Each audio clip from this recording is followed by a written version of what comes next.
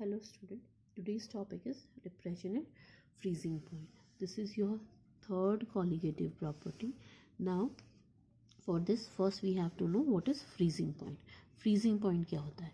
Freezing point is the temperature at which solid and liquid state coexist. Okay, now at where these two phases states coexist, when the vapor pressure कहाँ पे exist करेगी? When the vapor pressure, the temperature at which the vapor pressure of liquid is equals to vapor pressure of solid. तो आपका वो temperature आपका freezing point कहलाएगा किसी भी सॉल्यूट या सॉल्वेंट या सॉल्यूशन के लिए. अब लोअरिंग इन वेपर प्रेशर जब हम पढ़ रहे थे तो लोअरिंग इन वेपर प्रेशर हो क्यों रहा था? Lowering in vapour pressure is of vapour pressure is due to dissolution of solute and solvent causes the solution. Lowering के कारण जब वेपर प्रेशर में लोअरिंग होगी तो फ्रीज जो है फ्रीजिंग पॉइंट भी आपका लोअर हो जाएगा. तो दिस कॉजेज क्या कॉज कर रहा है? The solution to freeze at a lower temperature. Graphically हम इसको समझते हैं कि किस तरीके से, सेम जैसे हमने बॉइलिंग पॉइंट के लिए ग्राफ प्लॉट किया था वेपर प्रेशर एंड टेम्परेचर के बीच में. तो पहले सॉल्वेंट के लिए ग्राफ प्लॉट कर लेते हैं. सॉल्वेंट के लिए इस तरीके से आपका ग्राफ आएगा.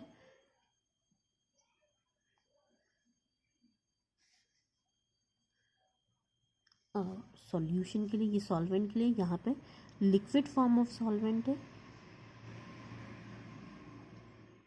और ये सॉलिड फॉर्म ऑफ सॉल्वेंट है. This is for solution. Solution में ये सॉलिड फॉर्म है आपका एंड ये लिक्विड फॉर्म है सॉल्यूशन के केस में. तो फर्स्ट पॉइंट ये जहाँ पे कोएग्जिस्ट कर रही है इन सॉल्यूशन, ये आपका T1 कहलाया. T1 या आप कह सकते हैं सॉल्यूशन के लिए है तो T से भी F से या T से भी रिप्रेजेंट कर सकते हैं. ये सॉल्यूशन का फ्रीजिंग पॉइंट आया एट दिस वेपर प्रेशर. इस वेपर प्रेशर पे ये सॉल्यूशन फ्रीज हो जाएगा और this is the point where the individual solvent अगर फ्रीज करेगा, सिर्फ प्योर सॉल्वेंट है तो ये पॉइंट है जहाँ पे जो है सॉल्वेंट फ्रीज हो रहा है. दैट इज P इसका वेपर प्रेशर ले लेते हैं और T या TF नॉट भी हम ले सकते हैं क्योंकि ये ट्रू सॉल्वेंट का फ्रीजिंग पॉइंट है. और ये जो पॉइंट है ये हमें रिप्रेजेंट करता है वेपर प्रेशर, जबकि आपका सॉल्यूशन ये वेपर प्रेशर जो है ये वाला पॉइंट, ये टेम्परेचर जो है यहाँ पे सॉल्यूशन में सॉल्वेंट का जो है वेपर प्रेशर शो कर रहा है. ठीक है. नाउ दो तरीके से हम इसका डेरिवेशन कर सकते हैं. फर्स्ट हम सीधे कि ये जो डिफरेंस है ये बीच का जो है that is delta TF which is the depression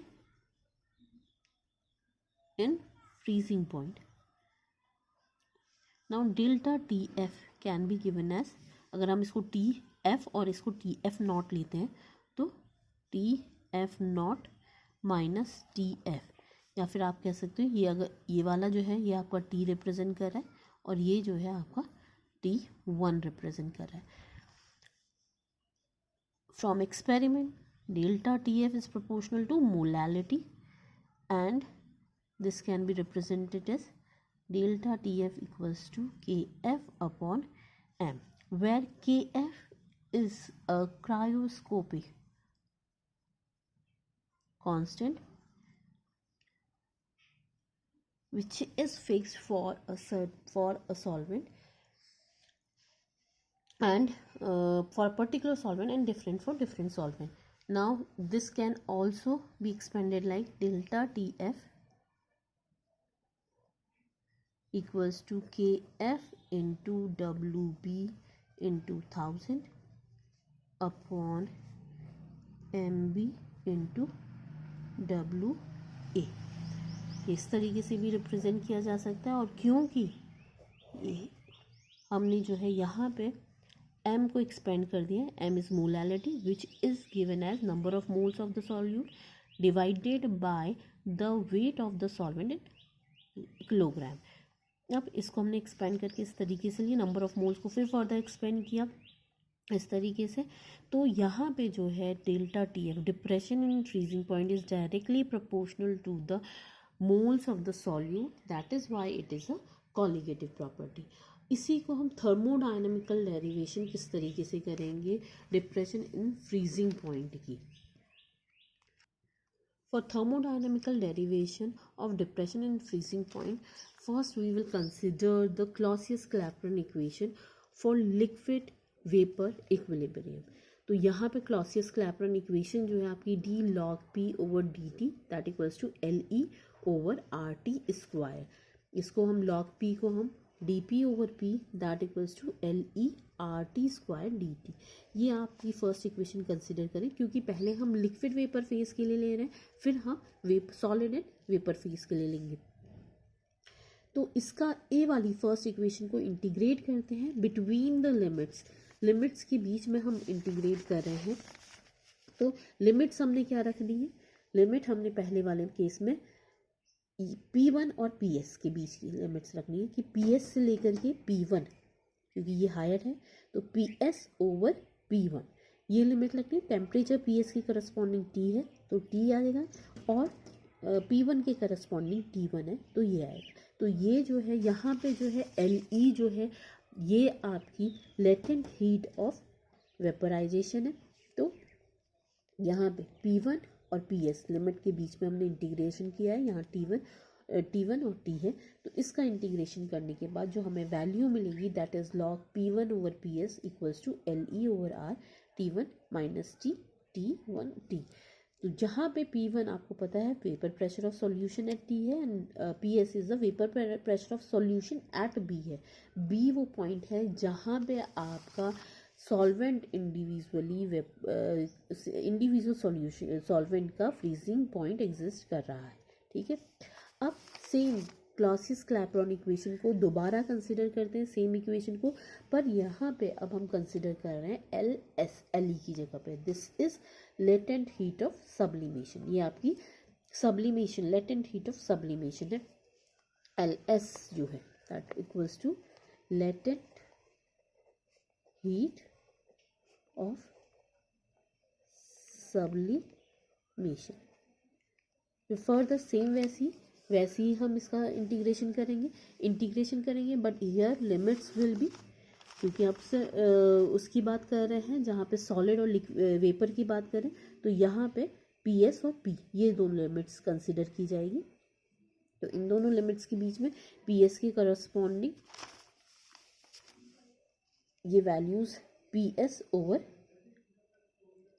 इसको P1 ओवर P1 और P के corresponding, sorry PS same temperature पे तो P1 और P के करस्पॉन्डिंग ली जाएगी। P1 और P के करस्पॉन्डिंग लेने पे P जो है T1 और T and P1 is T1, इन दोनों के बीच में इंटीग्रेट करेंगे प्रॉपर लिमिट्स के बीच में। तो हमारे पास जो वैल्यू आएगी that is P1 over P equals to LSR T1 minus T over T1T। यहाँ पे इन दोनों equation number 3 and equation number 2 इन दोनों इक्वेशन को तो सब्ट्रैक्ट करेंगे। तो सब्ट्रैक्ट करने के बाद हमारे पास आएगा log E PS over P equals to LS minus LE R into T1 minus T upon T1। LS minus LE this is the latent heat of fusion, इन दोनों का difference latent heat of fusion कहलाएगा। तो यहाँ पे LS minus LE को replace करके हम LF रख लेंगे, LF ओवर आर, यानी कि log E P S over P equals to L F R T one minus T upon T one. This is your equation number 4. अब हम ये जान रहे हैं T is greater than T one. Okay, तो इसको, इस इक्वेशन को हम इस तरीके से भी लिख सकते हैं, ये रेसिप्रोकल में चला जाएगा. तो P over P S equals to L F R T minus T one T. अब हमारी जो इक्वेशन थी ये थी log E P over P S that equals to L F R delta T. T minus T one की जगह पे हमने डेल्टा टी ले लिया है अपॉन टी वन.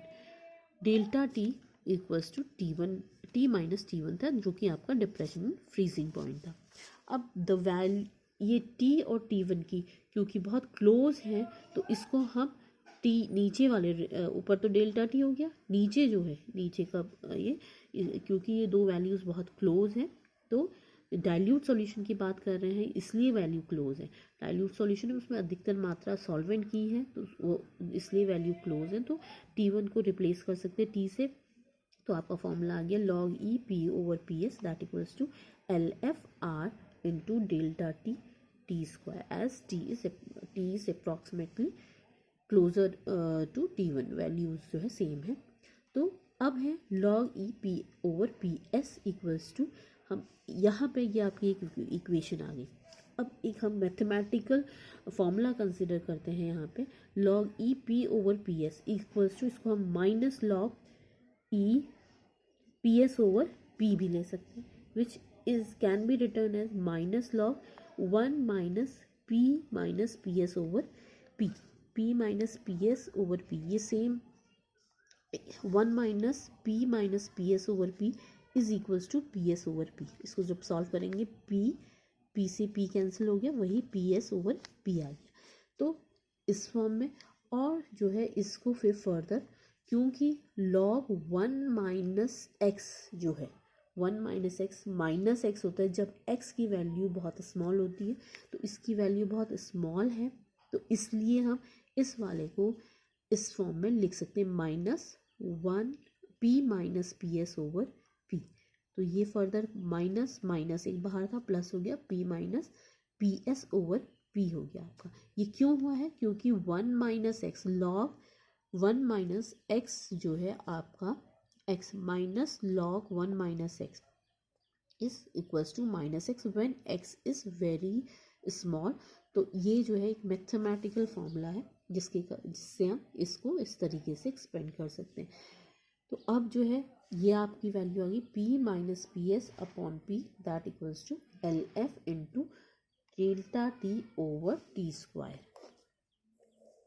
इसको हम फर्दर जो है आपका जो boiling point of depression, vapour pressure lowering थी उससे हम कोरिलेट करेंगे. तो आपको पता है कि वहाँ पे भी पी माइनस पी एस जो है, P minus P S upon P is equals to N one, या सॉल्यूट की अगर हम बात करें N B over N A आया था. तो इन दोनों इक्वेशन को कंसिडर, इसको और इसको दोनों को लेंगे संग, तो यानी कि फिर सेम वही आ गया कि L F delta T upon R T square is equals to N B over N A, और you can say that delta T depression in freezing point is equals to r t square upon l f into n b upon n a. Depression in freezing point is proportional to the number of moles of the solute, that is why it is a colligative property. तो इस तरीके से हम thermodynamically इसको derivative कर सकते हैं, और आपका इस दोनों ही वे में प्रूफ होता है कि ये एक कॉलिगेटिव प्रॉपर्टी है.